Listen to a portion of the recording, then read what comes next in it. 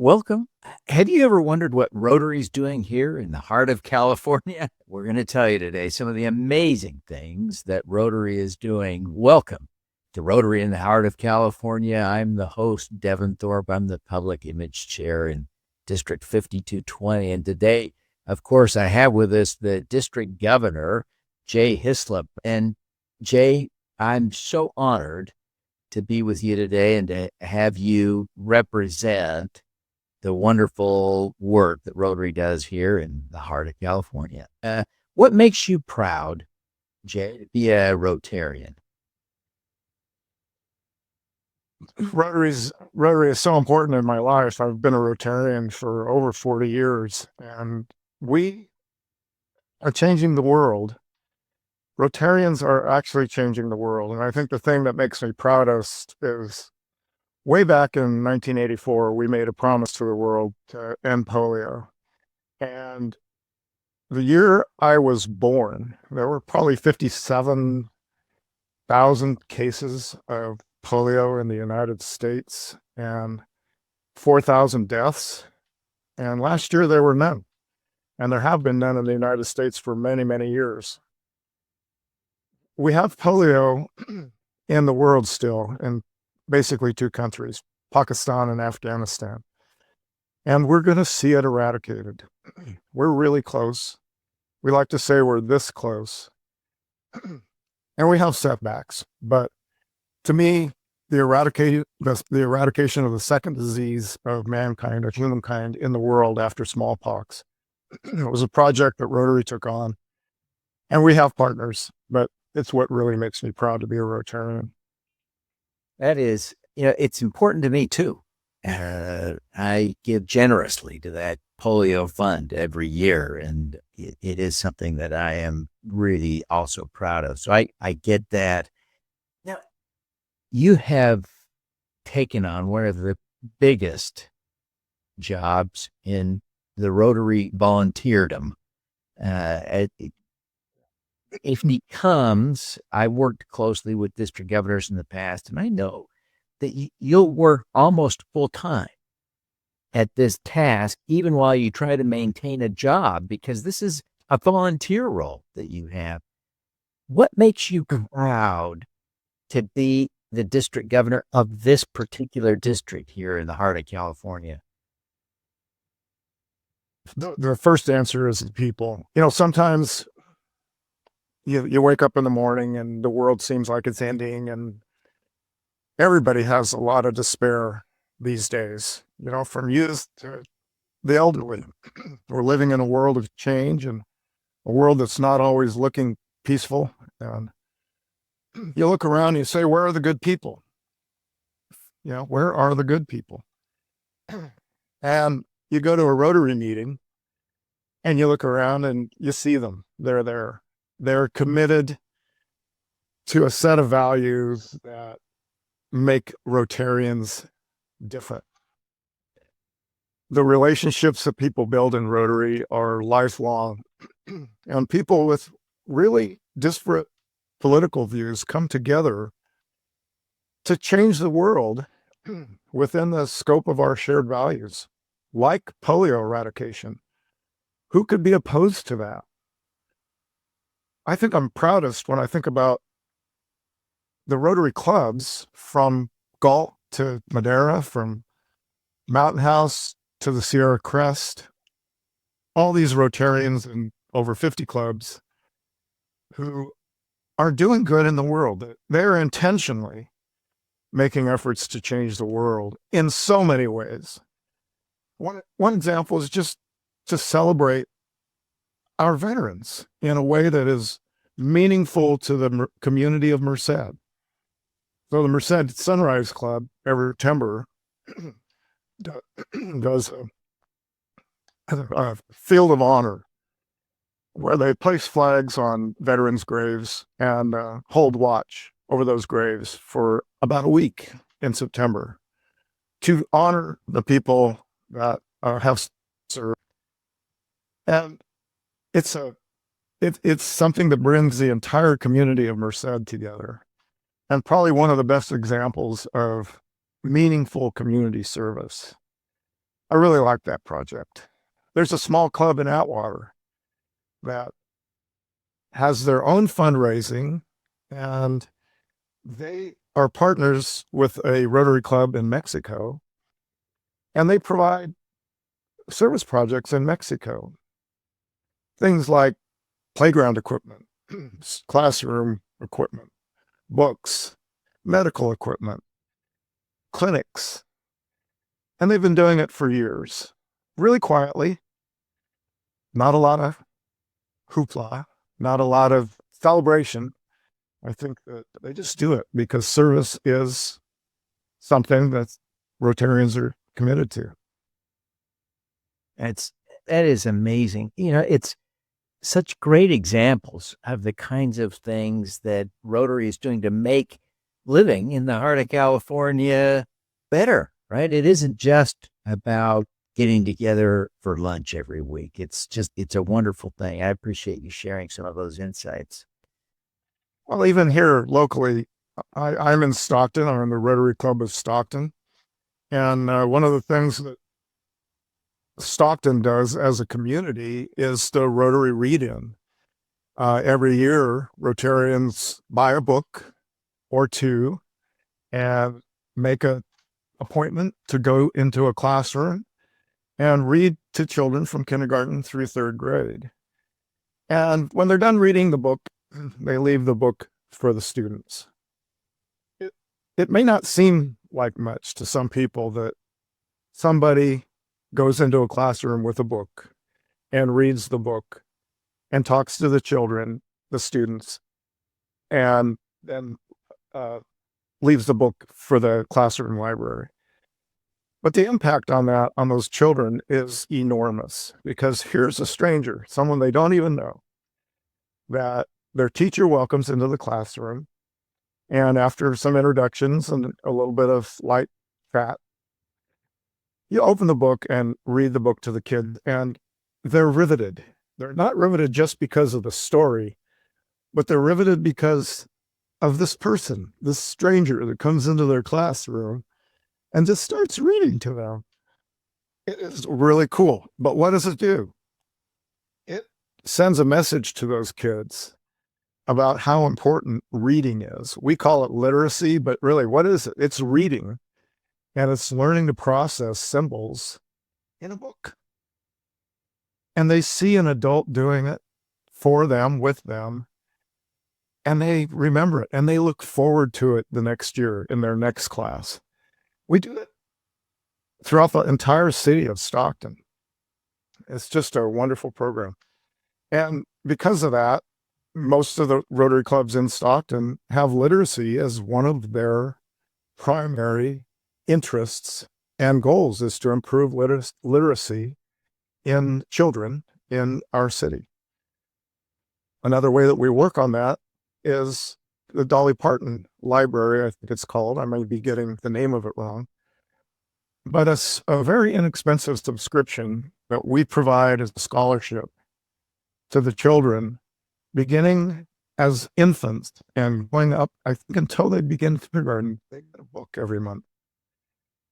We know some of those books don't have an adult that can read to them, but the books come, and maybe someone else in the neighborhood or a family member or an older sister or brother can read those books. What we do know is the children who receive those books are much more likely to be able to read at third grade level in third grade. And I think that's astounding. So that's a program we pay for through Rotary with other partners. Yeah, that's amazing. Those are such great examples of how Rotary is making a difference right here in our own community. You talked about polio, and it is so exciting to think about polio eradication. One of the things that's happened in recent years, probably over about the last decade or so, Rotary has really leaned into broadening its disease prevention efforts, building on the centerpiece of the infrastructure it's built for fighting polio around the world. What are some of the other projects that Rotary is tackling that could become primary efforts once polio is eradicated? There are a lot. In some ways, human trafficking is a public health issue. Um, the trafficking of young men and women, boys and girls worldwide is as bad as it's ever been in the history of humankind. So there's a movement inside Rotary to look at human trafficking. It's a difficult problem to solve because of the criminal element of it, and Rotary is not in the crime fighting business. We're in the peace business. But we do think there are ways that we can deal with the crisis and promote solutions.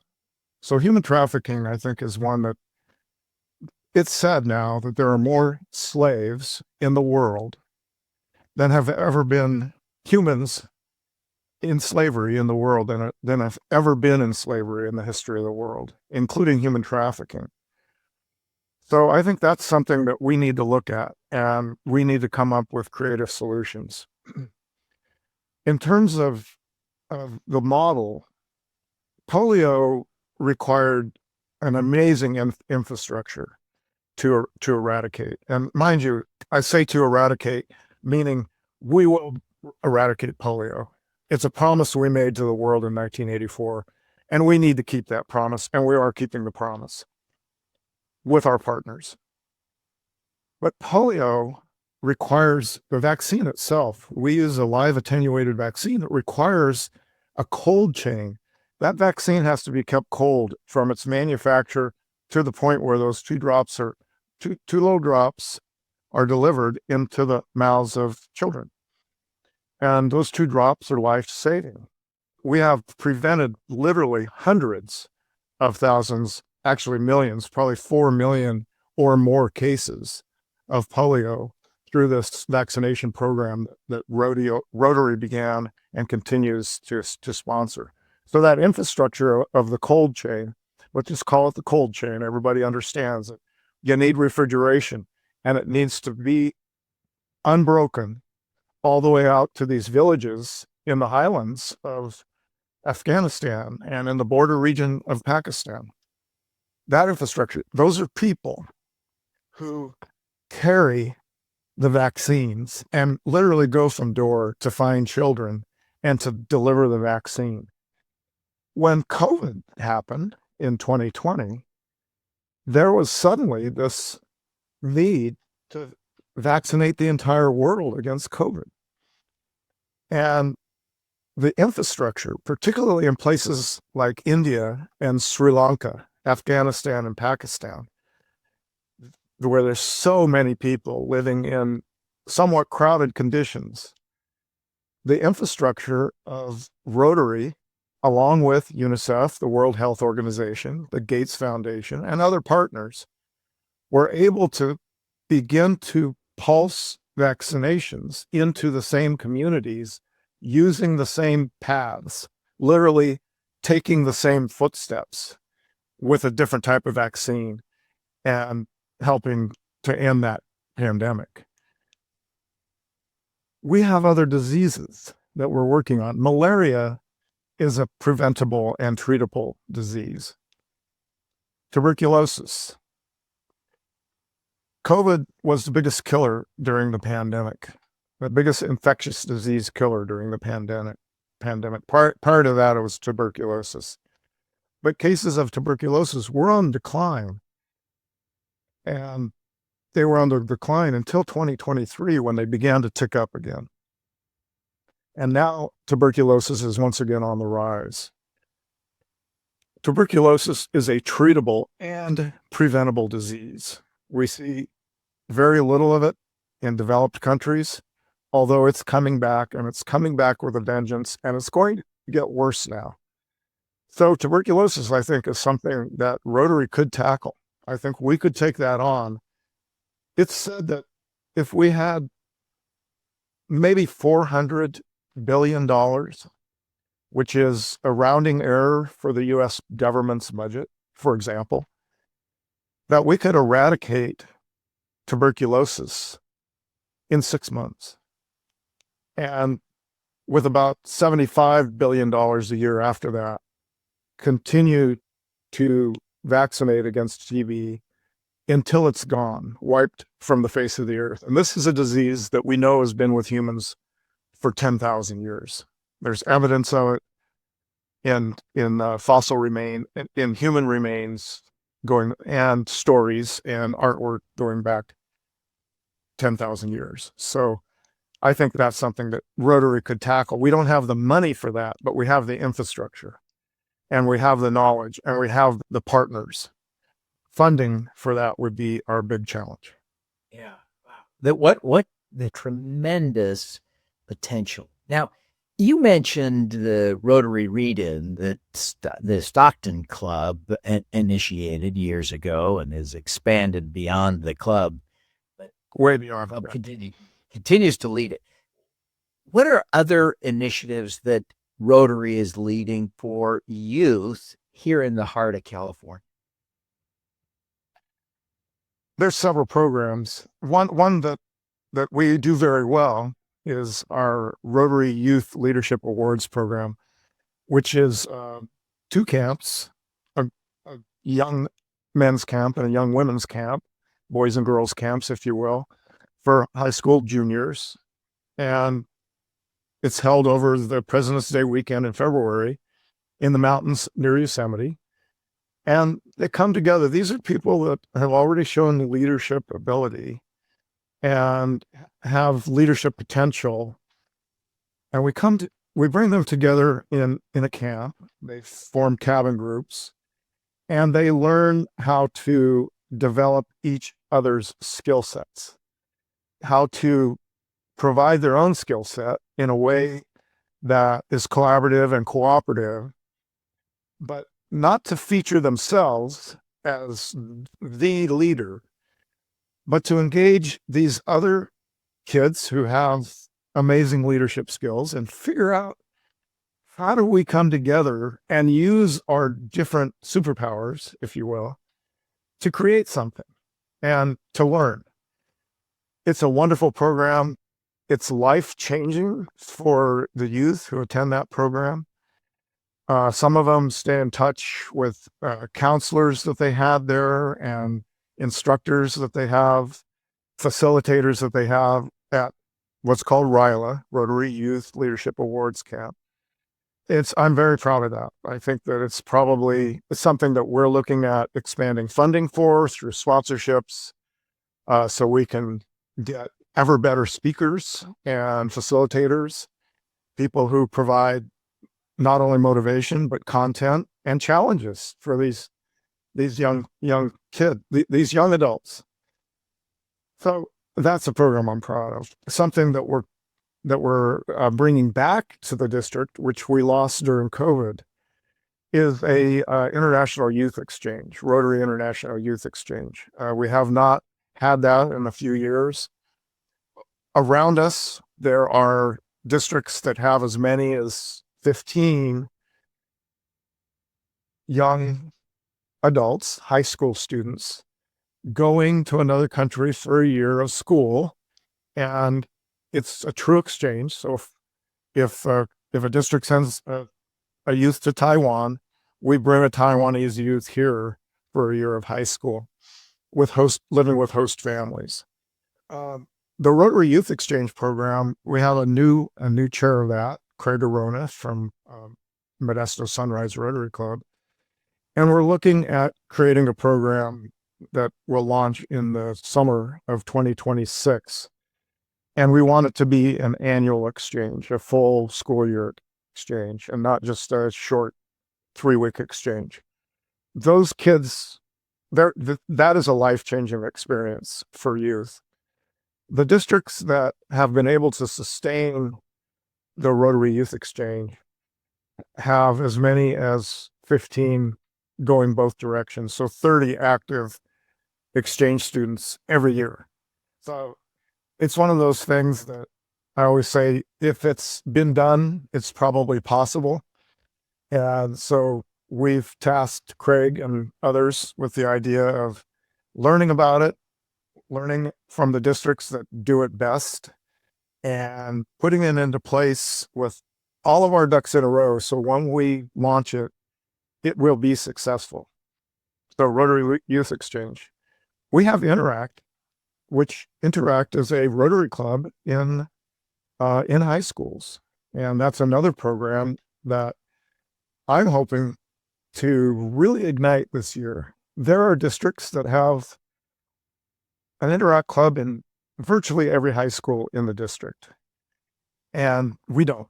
So we're going to be developing that program, giving support to our Interact chair.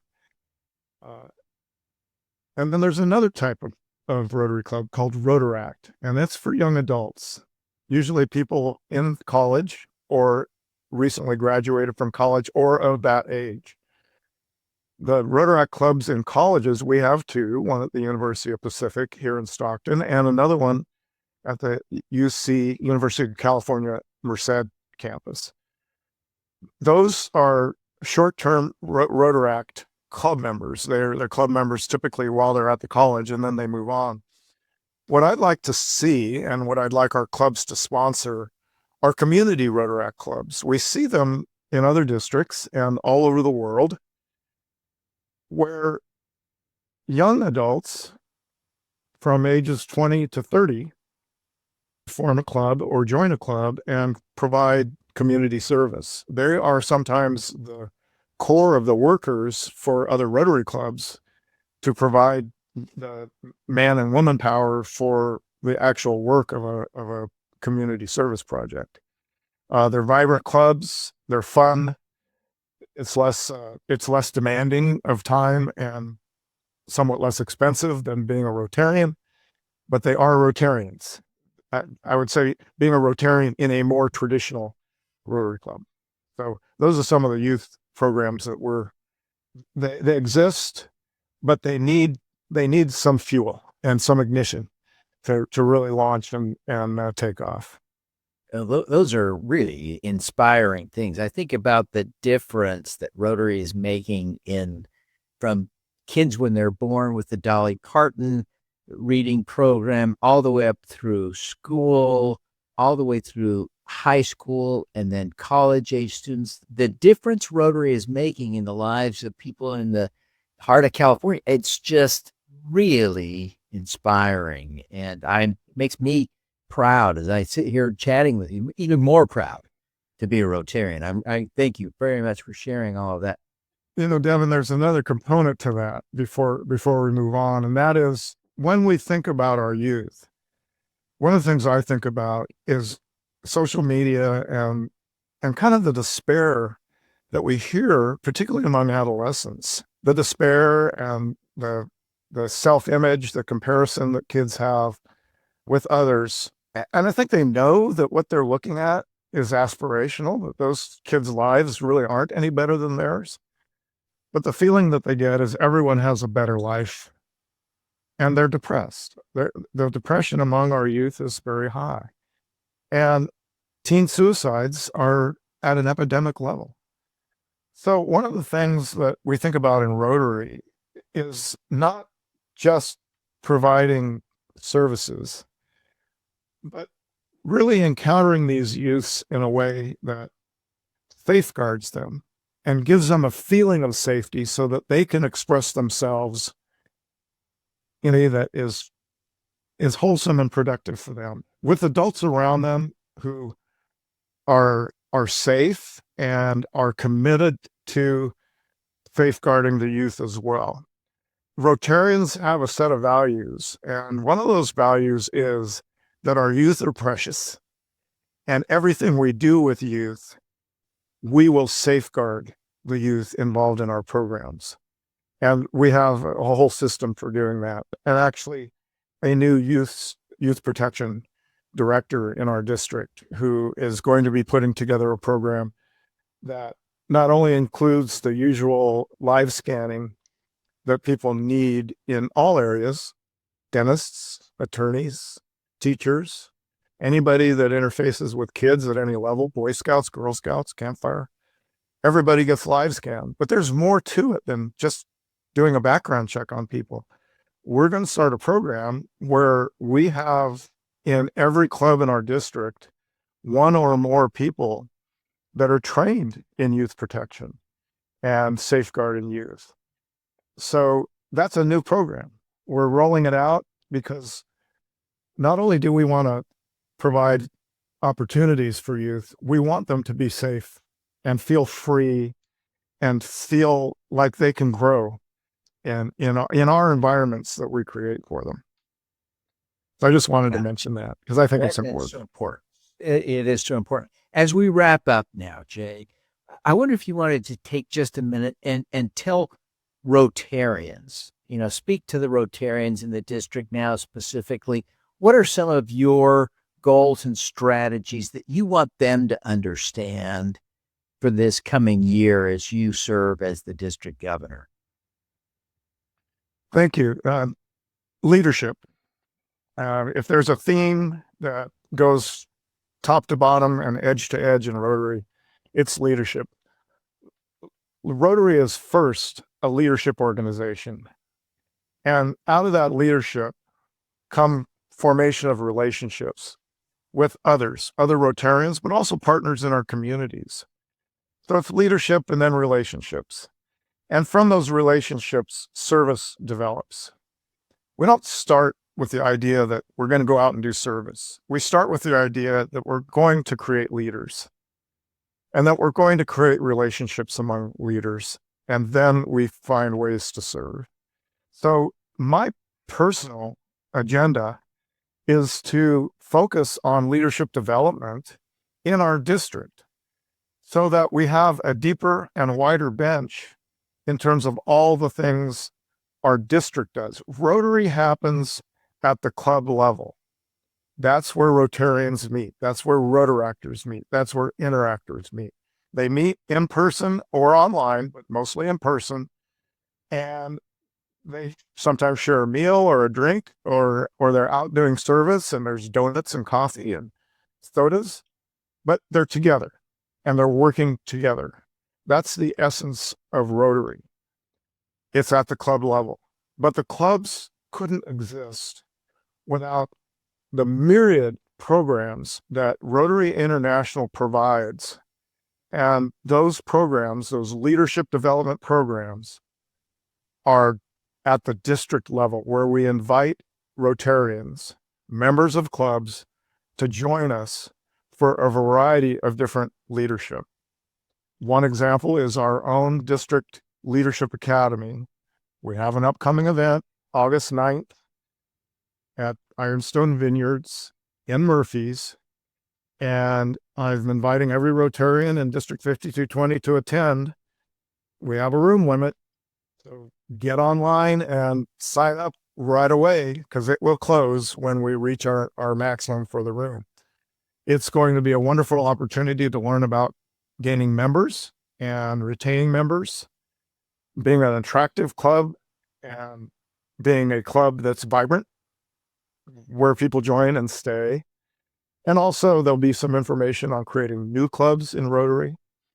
And we'll also have information about how the Rotary Foundation works to serve our own communities and communities worldwide. Those are the two topics that we're going to cover in the morning at Ironstone Vineyards on August 9th. We have a whole series of Leadership Academy meetings, and we'd like every Rotarian to attend those.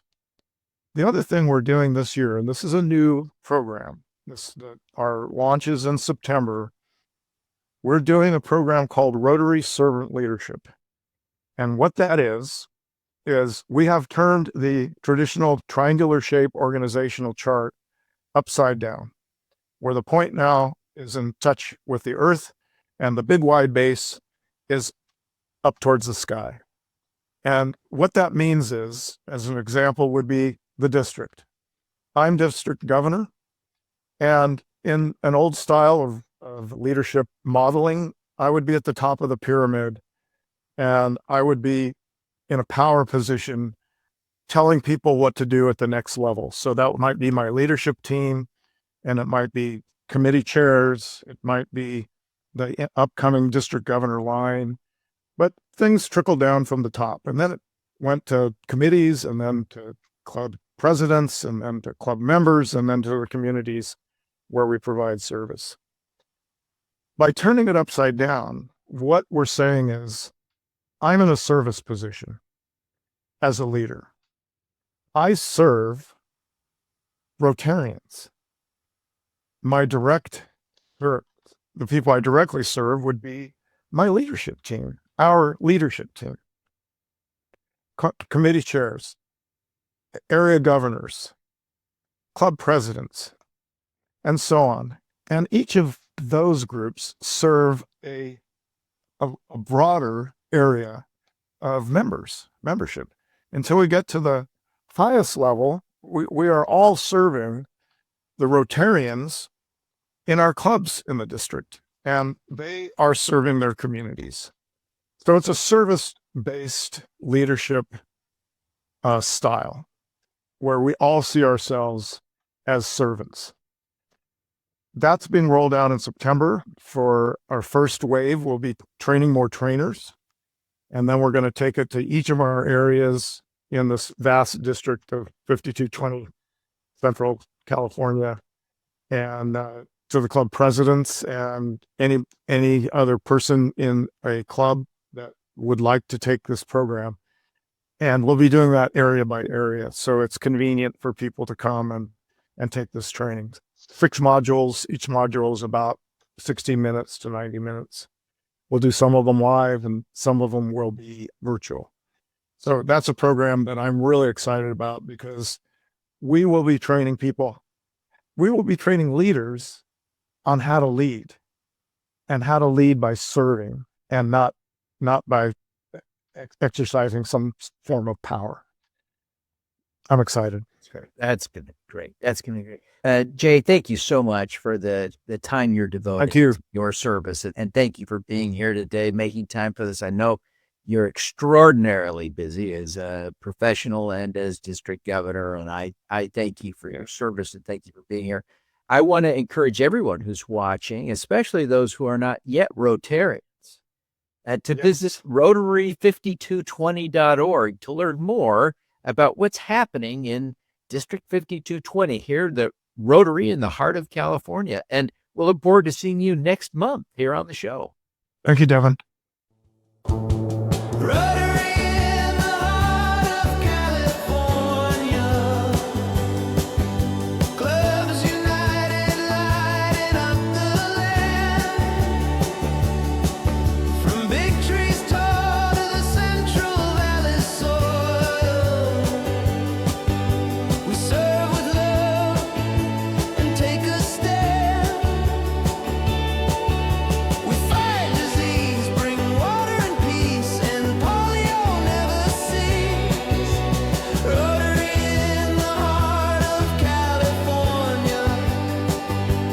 Service above, self is how we lead.